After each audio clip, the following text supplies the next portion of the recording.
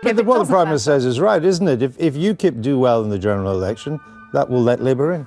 Yeah, but it doesn't matter, does it? From a UKIP perspective, we're no longer worried about whether we have a Conservative Prime Minister or a Labour Prime Minister, because as we frequently say, you really can't get a cigarette paper between the two of them. They're both committed Europhiles, both parties. David Cameron comes up with this guff about a referendum. Well, you don't believe he would deliver a referendum? No, I don't believe he'll deliver it.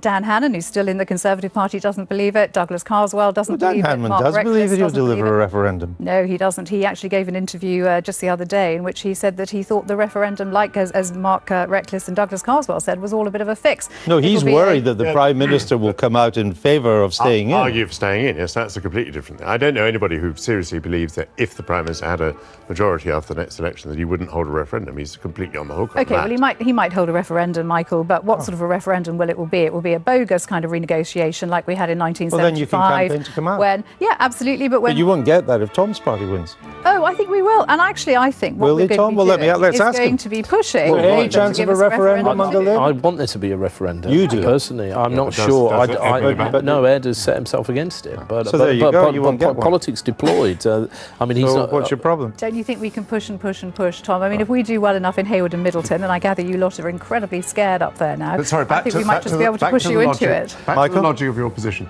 You believe that it doesn't make any difference to you having a Tory government because although there will be a referendum, somehow the negotiation will have been fixed. What difference does that make to the referendum? Well, I think it makes a huge difference to the referendum because what happened in 1975, it was all fixed. We were told by, there was this huge renegotiation. We got significant The renegotiation was fixed. Of course it was, but the vote wasn't fixed.